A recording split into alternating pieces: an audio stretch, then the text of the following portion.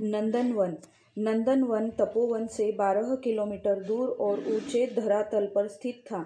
वहां तक जाने की यात्रा पिछली यात्रा की अपेक्षा और भी अधिक कठिन थी। 300 मीटर के बाद ऐसे स्थान भी आए जहां की पथरीली सीढ़ियों पर चढ़ना हम लोगों की सामर्थ्य के बाहर था। हमारा सामान ढोकर हमारे साथ चलने वाले पहाड़ी मजदूरों की मदद से ही हम लोग आगे बढ़ सके।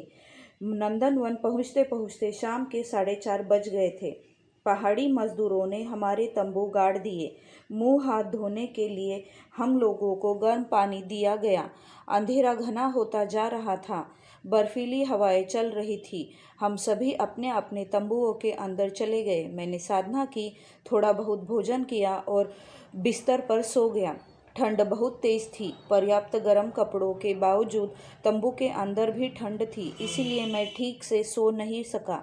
हमारी पौराणिक कथाओं और तथाकथित कुछ धार्मिक ग्रंथों के अनुसार सैकड़ों देवी देवता है और इंद्र सभी देवताओं के राजा है।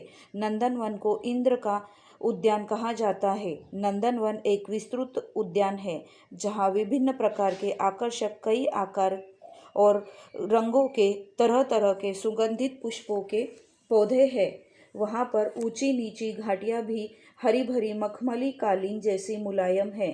उस स्थान की सुंदरता का वर्णन नहीं किया जा सकता। दोपहर के समय जब वातावरण थोड़ा गर्म हुआ तो हम लोग नंदनवन में घूमने और वहाँ के प्रत्येक स्थानों की छानबीन करने के लिए निकल पड़े। हम लोगों ने विभिन्न पुष्पों के अलग अलग प्रकार की सुगंध का आनंद लिया। साधना भी करते रहे। हम लोगों ने वहाँ 2 दिन 2 रात तक प्रवास किया और अपने पहाड़ी मजदूरों से नंदनवन से संबंधित बहुत सारी कहानियाँ भी सुनी। कहा जाता है कि जब कभी देवराज इंद्र नंदनवन के उद्यान में भ्रमण करने आते थे तो उनका स्वागत करने के लिए उनसे पहले समस्त देवी देवता भी यहाँ आ जाते थे। यद्यपि मृत्युलोक के निवासी अर्थात हम सभी लोग उन्हें देख नहीं सकते, किंतु गीत संगीत और नृत्यांगनाओं की घुंघरुओं की मधुर ध्वनि को सुन सकते हैं। नंदनवन से हम लोग दूसरे दिन लौट गए और 2 रोज के बाद गंगोत्री पहुंच गए।